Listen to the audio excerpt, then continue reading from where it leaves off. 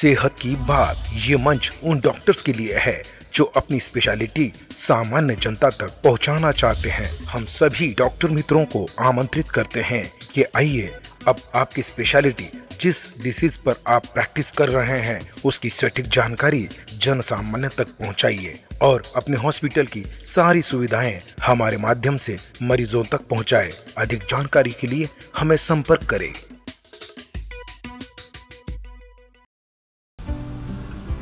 नमस्कार मित्रांनो, आरोग्य जागृतीमध्ये आपलं स्वागत आहे। मित्रांनो, आज आम्ही आरोग्य जागृतीची टीम जी आहे दूध सेठ नंदलाल दूध हॉस्पिटलमध्ये इथे आले असून येथे radiation oncologist doctor Amol Ubale sir यांच्याशी आपण चर्चा करणार आहोत। कारण आज कॅन्सर रुग्ण म्हटलं की रेडिएशन यावर खूपच गैरसमज होत चाललेला आहे। त्याचबरोबर आज रुग्णामध्ये जी भीती आहे रेडिएशन बद्दल त्यावरच आपण आज डॉक्टर अमोल उबाळे सरांशी जाणून घेऊया। कारण यांचा खूप तगडा अनुभव आहे, यांचं खूप पूर्ण महाराष्ट्रामध्ये यांचं नाव आहे।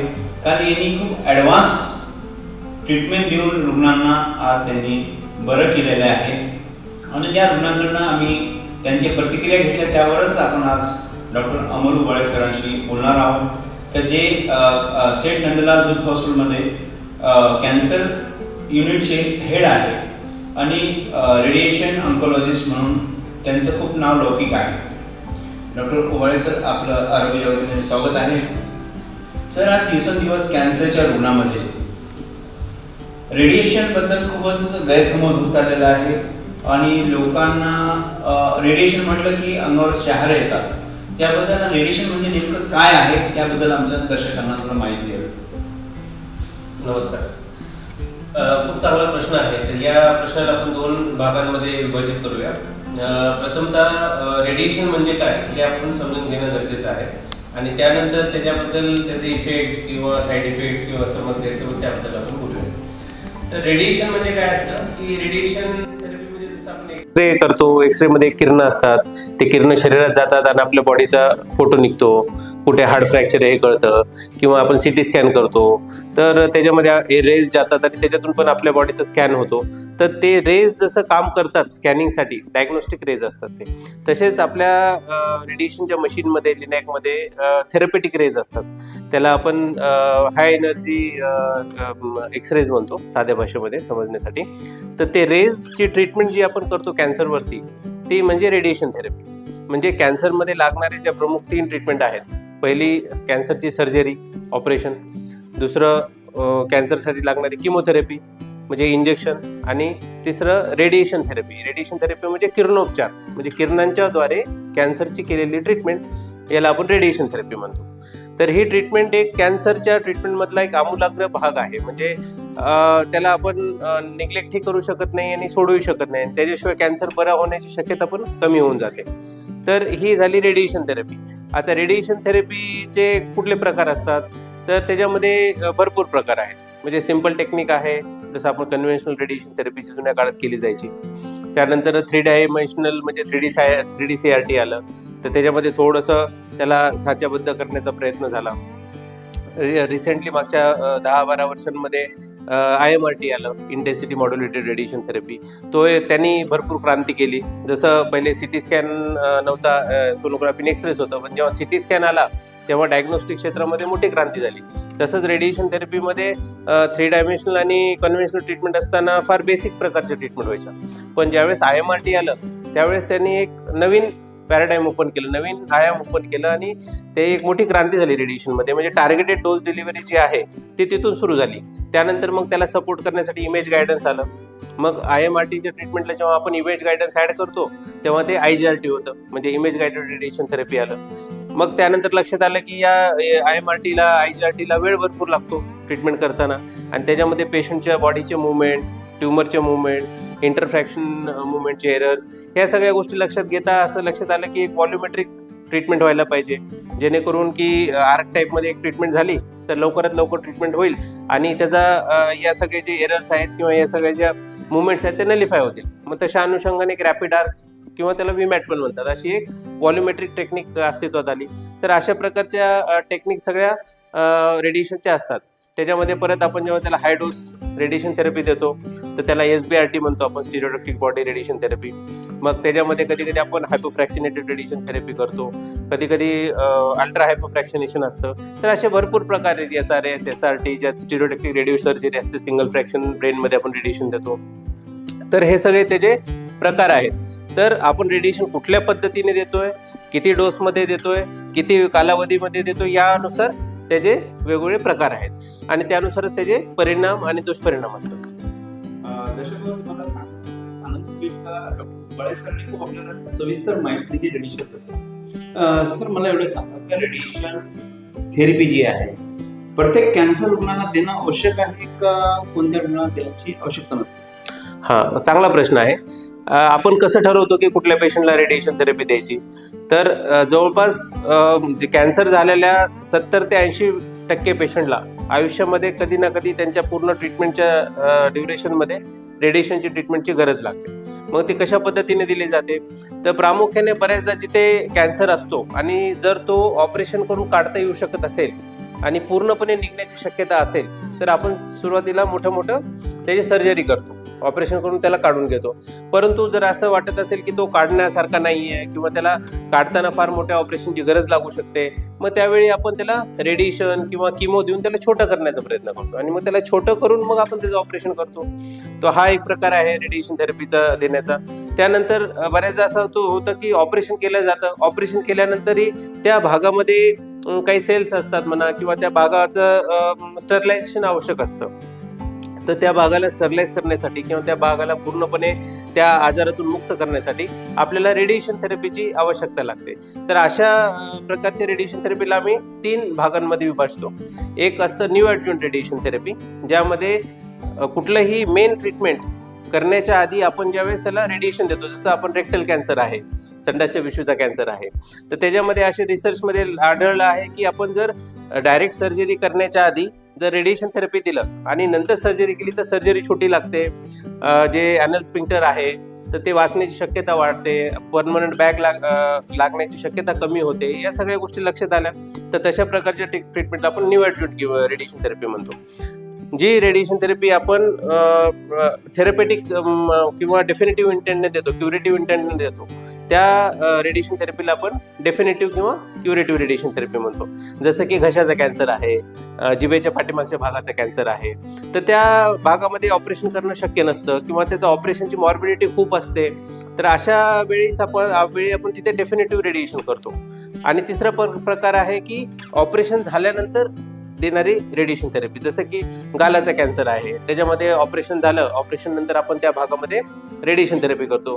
ब्रेस्ट कॅन्सर आहे, ब्रेस्ट कॅन्सरचं ऑपरेशन झाल्यानंतर किमोथेरपी होते आणि नंतर मग रेडिएशन थेरपी करतो. असे एक मोठे हे 3 प्रकारचे आपण रेडिएशन थेरपी ट्रीटमेंटमध्ये दिले जातात. चौथा एक प्रकार अजून आहे जो की आपण ज्याला पॅलेटिव्ह रेडिएशन थेरपी म्हणतो. तर पॅलेटिव्ह रेडिएशन थेरपी म्हणजे काय? स्टेज 4 कॅन्सरचा रुग्ण असतो, त्याच्यामध्ये कुठेतरी पाठीमध्ये, मणक्यांमध्ये किंवा ब्रेनमध्ये कुठेतरी असा आजार पसरलेला असतो आणि त्या आजाराला आपल्याला तात्पुरतं कंट्रोल करणे किंवा त्याच्यातून जे पेन होते पेशंटला किंवा जो त्रास होतो तो कमी करणे किंवा कुठेतरी ब्लिडिंग होते त्याला हिमोस्टॅटिक आरटी देणे, असे हे पॅलेटिव्ह आरटी मधले प्रकार आहेत. तर असे हे मोठे 3-4 प्रकारामध्ये रेडिएशन थेरपीचा रोल असतो कॅन्सर रुग्णामध्ये. सर मला एवढं सांगा की वैद्यकीय क्षेत्रामध्ये खूप क्रांती झाली आणि रेडिएशन म्हटलं की लोकांची भीती असते की माझे केस जातील, काळे चट्टे पडतील, काळे स्किन पडेल किंवा मला मळमळ होती, असं ते भीती असते, त्यामुळे ते अंगावर काढतात. अशा रुग्णांना काय प्रश्न? हा फार महत्वाचा प्रश्न आहे.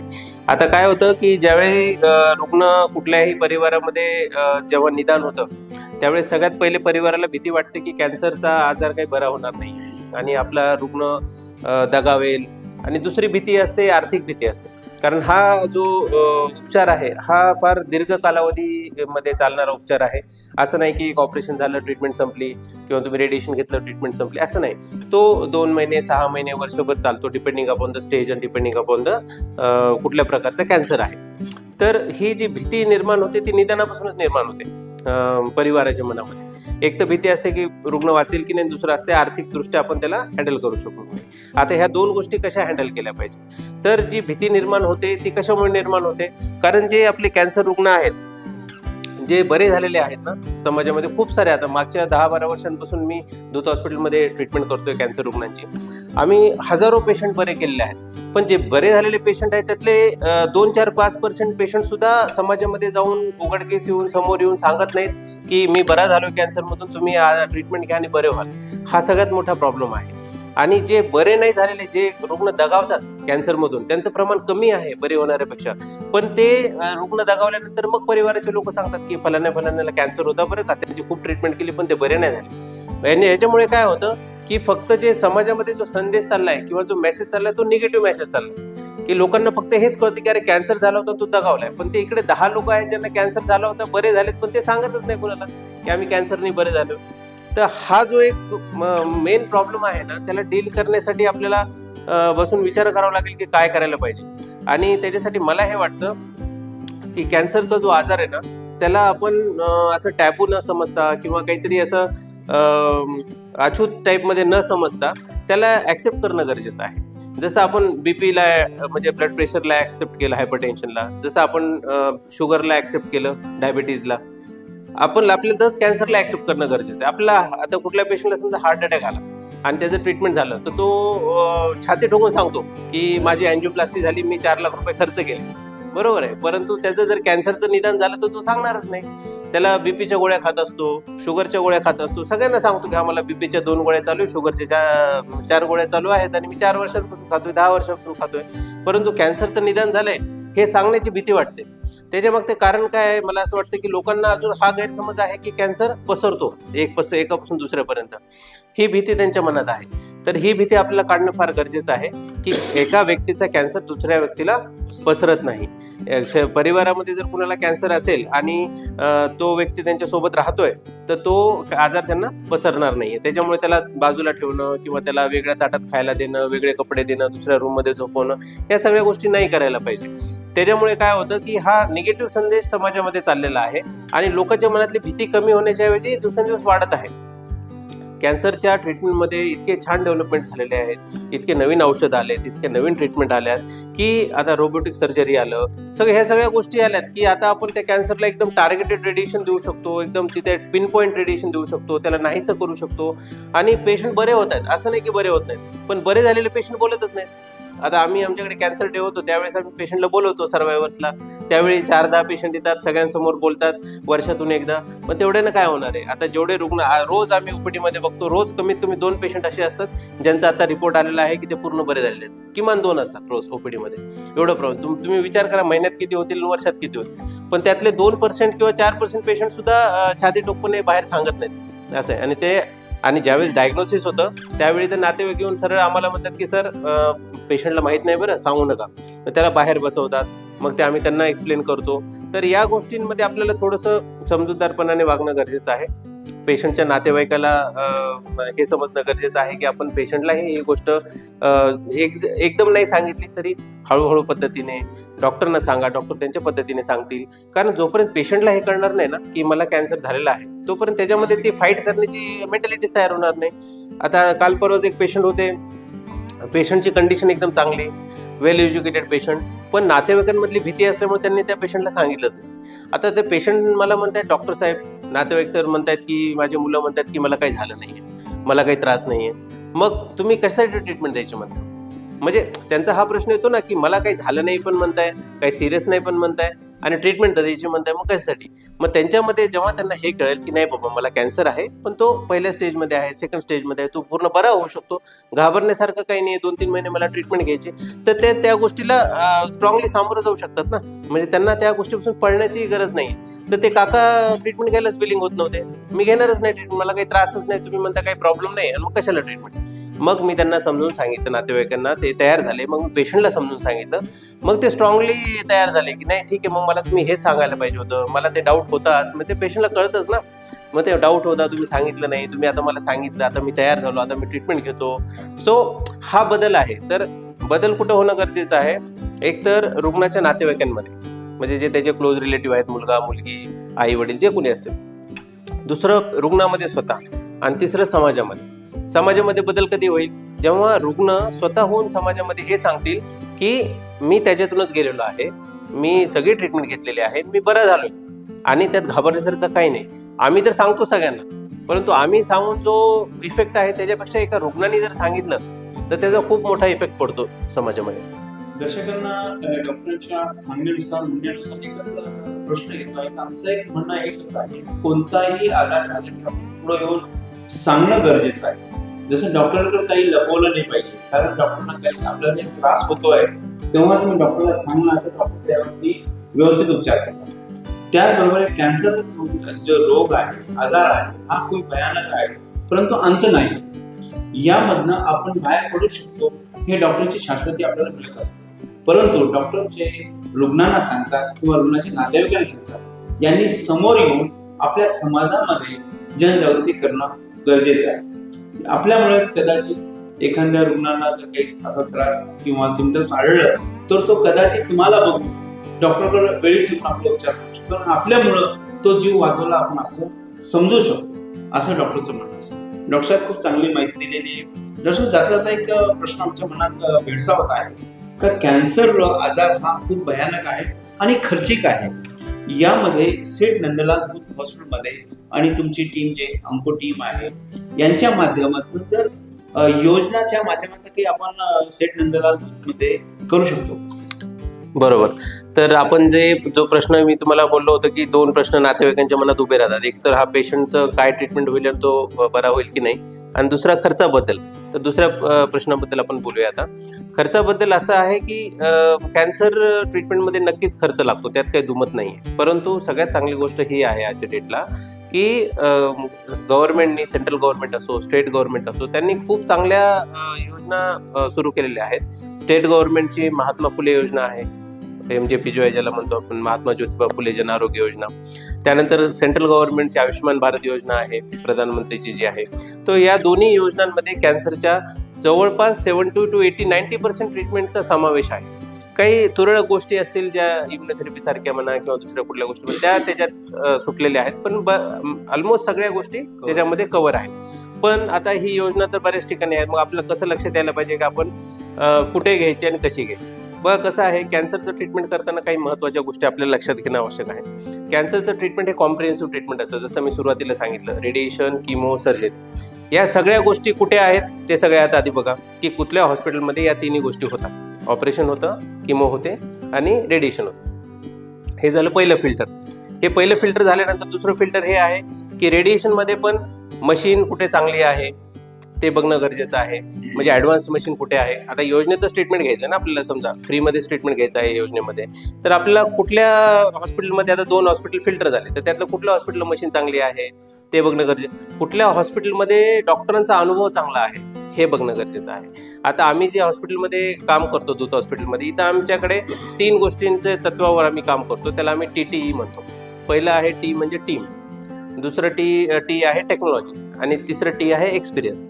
सो TTE ही जी आम्ही घोषवाक्य म्हणा किंवा जे आमचं हे आहे, एम आहे, तर त्याच्यामध्ये आम्ही टीम म्हणजे आमची जी रेडिएशन, किमो आणि सर्जरी अशी जी पूर्ण एक टीम आहे, त्याला एकत्र घेऊन त्याच्यामध्ये आम्ही ट्युमर बोर्ड डिस्कशन करून त्याच्या ट्रीटमेंटचे डिस्कशन करून आम्ही ट्रीटमेंट करतो. सो तो एका रुग्णाला सगळ्या डॉक्टरांच्या ओपिनियन किंवा सगळ्या डॉक्टरांचा पर्स्पेक्टिव्ह व्ह्यू मिळतो ट्रीटमेंटसाठी, तो महत्त्वाचा आहे. त्यानंतर दुसरं टेक्नॉलॉजी, म्हणजे जसं मी म्हणाले की ॲडव्हान्स्ड मशीन, ॲडव्हान्स्ड सगळ्या गोष्टी असणं गरजेचं आहे, नवीन नवीन औषध असणं गरजेचं आहे. त्यानंतर जो एक्सपिरियन्स आहे हा सगळ्यात महत्त्वाचा आहे. डॉक्टरांचा जो एक्सपिरियन्स असतो ट्रीटमेंट करण्यासाठी तो फार गरजेचा आहे. कारण काय, त्यांनी जेव्हा ज्या लॉंग ड्युरेशनमध्ये पेशंट पाहिलेले असतात त्या ड्युरेशनमध्ये कुठल्या पेशंटमध्ये काय केलं पाहिजे, कशी टेलर मेड ट्रीटमेंट केली पाहिजे, कुठे काय चेंजेस केले पाहिजे, कुठे थांबलं पाहिजे, कुठे ॲग्रेसिव्ह गेलं पाहिजे, कुठे आवर्ते घेतलं पाहिजे, हे कळायला पाहिजे. आणि त्याच्यावरतीच पेशंटचे जे रिझल्ट असतात ते अवलंबून असतात. तर ह्या सगळ्या गोष्टी आपल्याला बघणं गरजेचं आहे की कुठे सगळ्या फॅसिलिटीज आहेत, कुठे महात्मा फुले योजना आहे, कुठे नाही आहे, आणि हे सगळं बघूनच आपण ट्रीटमेंट सुरू करायची. तुम्ही कुठल्या तरी हॉस्पिटलला सर्जरी करून घेतली, त्यानंतर तुम्हाला आता रेडिएशनसाठी दुसऱ्या हॉस्पिटलला जावं लागते, किमोसाठी तिसऱ्या हॉस्पिटलला जावं लागते. मग त्यामध्ये काय होतं ना, पेशंटची फार हेळसांड होते, पेशंटचं खच्चीकरण होतं मानसिक. कारण पेशंटला वाटतं अरे माझा आजार बरा होत नाही म्हणून मला या हॉस्पिटलमधून हॉस्पिटलमधून त्या हॉस्पिटलमध्ये घेऊन जातात, त्या हॉस्पिटलमधून त्या हॉस्पिटलमध्ये घेऊन जातात. मग ते गैरसमज पेशंटचे वाढत जातात. तर तुम्ही एकाच छताखाली जर ट्रीटमेंट घेत असाल ना, तर तुम्हाला रेडिएशनच्या डॉक्टरला, किमोच्या, सर्जरीच्या रोज भेटता येतं जेव्हा पाहिजे तेव्हा. आणि आमच्या हॉस्पिटलमध्ये आम्ही रूल फॉलो करतो की कोणाच्याही ओपीडीमध्ये तुम्हाला भेटायचं असेल तर तुम्ही एका ओपीडीची फीस भरली तर तुम्हाला नंतर दुसऱ्या ओपीडीची फीस भरायची गरज लागत नाही. म्हणजे आम्ही आमच्या लेवललाच ती माफ करून टाकतो.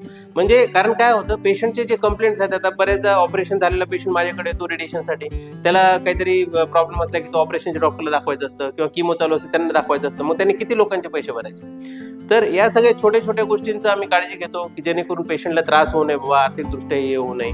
आणि आपल्या सर्वांचा हेतू एकच आहे की कॅन्सर मधून रुग्णाला बाहेर काढणं. पण तो जो प्रवास आहे कॅन्सरमधून बाहेर निघण्याचा, तो सुखदायी प्रवास असणं फार गरजेचं आहे. तो पेशंटसाठी पण आणि नातेवाईकांसाठी पण. तो जो एक एक्सपिरियन्स आहे किंवा तो जो अनुभव आहे ट्रीटमेंटचा, तो चांगल्यात चांगला देण्याचा प्रयत्न दूत हॉस्पिटलमध्ये केला जातो. सगळे डॉक्टर, इथले कर्मचारी, इथलं मॅनेजमेंट, सगळ्यांचा उद्देश एकच आहे की आपल्याकडे आलेला रुग्ण म्हणजे आपल्यासाठी आपला पाहुणा आहे किंवा आपल्यासाठी आपलं दैवत असल्यासारखं आहे. आपण त्याला आपल्याकडे जे काही आहे ते आपण बेस्ट पॉसिबल ट्रीटमेंट देऊ, बेस्ट पॉसिबल सर्व्हिसेस देऊ. कुठलीही गोष्ट परफेक्ट नसते जगामध्ये. म्हणजे मी असं म्हणणार नाही की सगळ्या परफेक्ट गोष्टी, असं नाही. सगळीकडे काही ना काही असतात. पण त्यातल्या त्यात आपल्याला हे बघणं गरजेचं आहे की बाबा बाकी गोष्टींपेक्षा इथं चांगल्या गोष्टी आहेत ना, इथे चांगले डॉक्टर आहेत, चांगल्या फॅसिलिटीज आहेत, चांगली टेक्नॉलॉजी आहे, चांगली टीम आहे, रिझल्ट चांगले आहेत. तर हे सगळ्या गोष्टींमध्ये बघूनच आपल्याला पुढे जावं लागेल. खूप खूप धन्यवाद. चांगलं मार्गदर्शन दिलं, प्रेक्षकांना माहिती दिलेली आहे. आरोग्य जागृती आपल्या दारी न राही करून उपचार हाच आमचा ध्यास आहे. आणि आपल्यासारख्या तज्ञ डॉक्टरांच्या माध्यमातून आम्ही सर्वसामान्य आणि गरजू रुग्णांपर्यंत पोहोचण्याचा प्रयत्न करत आहोत. आपल्याकडे जी माहिती आहे लोकांपर्यंत पोहोचण्याचं आहे. दर्शकांना एकच विनंती आहे की आपण पण ही काळजीपूर्वक देत आहात. तज्ञ डॉक्टरांना आपला अमूल्य वेळ देऊन आपल्याला माहिती दिलेली आहे, त्यावर आपण किती फॉलो करतो, त्यावर किती आपण इम्प्लिमेंट करतो, यावर आपण रुग्णाचे नातेवाईक आणि सर्वात महत्त्वाचं समाजाचं खूप मोठं दायित्व आहे की लोकांपर्यंत पोहोचवण्याचं. कारण प्रत्येकाला आर्थिक अडचण असते ही नक्की आहे, पण शासनाने जसं मुख्यमंत्री सहायता निधी पण यामध्ये एक प्लस झालेले आहे. ही पण लोकांना मदत मिळते आहे. सीएम फंड आहे, पीएम फंड आहे. ज्योतिबा फुले जन आरोग्य योजनेच्या माध्यमातून उपचार फ्री होतात. म्हणजे घाबरायचं काहीच कारण नाही. परंतु ते रुग्णांनी नातेवाईकांनी डॉक्टरपर्यंत येणं गरजेचं आहे. आणि आपल्याला काय झालेलं आहे ते पुढे होऊन सांगणं गरजेचं आहे. म्हणजे आपली पण एक मानसिक परिस्थिती तयार होते आणि उपचार घेण्यासाठी पण शरीर पण साथ देतं. तर दर्शकांना एकच विनंती आहे, सर्वांनी या व्हिडिओचा चांगल्या पद्धतीने उपयोग करावा, नाहीतर ऐकायचं आणि सोडून द्यायचं. ह्या पद्धतीने न करता वैद्यकीय क्षेत्रामध्ये क्रांती खूप झालेली आहे, परंतु त्याला आपण जर फॉलो नाही केलं तर क्रांती काहीच कामाची. शेठ नंदलाल दूत हॉस्पिटलमध्ये विविध तज्ञ डॉक्टर आहेत आणि स्पेशल अंकोमध्ये जास्त इथं कार्य चालत आहे आणि एका छताखाली सर्व उपचार मिळत आहेत. म्हणून या रुग्णाचं पण लोकांनी लाभ घ्यायला पाहिजे. आणि पुन्हा एकदा आपलं धन्यवाद. आपण आपला अमूल्य वेळ दिलेला आहे. पुन्हा आम्ही अशाच प्रकारे लोकांपर्यंत माहिती पोहोचवण्याचा प्रयत्न करू. धन्यवाद. धन्यवाद. कैंसर के सामने जहां हर पल महत्वपूर्ण होता है, वहां एक ऐसी जगह है जो सहानुभूति, समर्थन और संवेदना प्रदान करती है. आपका स्वागत है उम्मीद पैलिएटिव कैंसर केयर सेंटर में, जहां हम सहानुभूति और विशेषज्ञता के साथ देखभाल को नया रूप देते हैं. यहां हमारी समर्पित चिकित्सा पेशेवरों, योगदानकर्ताओं और देखभालकर्ताओं की टीम अपने रोगियों के जीवन की गुणवत्ता को बढ़ाने के लिए दिन रात मेहनत करती है. यह सिर्फ रोग का इलाज करने के बारे में नहीं है, यह समझने के बारे में है कि सफर क्या है. हम संकट समाधान देते हैं और समय को बेहतर बनाते हैं. दर्द प्रबंधन से लेकर भावनात्मक समर्थन तक हम अपनी सेवाएं प्रत्येक व्यक्ति और उनके परिवार की विशेष आवश्यकताओं के अनुसार व्यवस्थित करते हैं. हमारे संपूर्ण देखभाल दृष्टिकोण में चिकित्सा देखभाल को कला और संगीत जैसी थेरेपियों के साथ जोड़कर एक समर्थनमय वातावरण प्रदान करता है, जहां उपचार की प्रक्रिया फलने की संभावना होती है. पेशेंट केयर गिवर हमें उम्मीद पैलिएटिव कैंसर केयर सेंटर में इलाज ही नहीं, एक समुदाय मिला जो हमारी समझता है और परवाह करता है। हमारी स्थानीय उपलब्धियों में स्थान हमारी स्थिति को शांति और समृद्धि देने वाली एक संबल परिसर है। हर पल को महत्व देने के हमारे मिशन में शामिल हों। साथ में हम कैंसर से जूझ रहे लोगों को आशा, गरिमा और समर्थन प्रदान कर सकते हैं। साथ में हम बदलाव ला सकते हैं।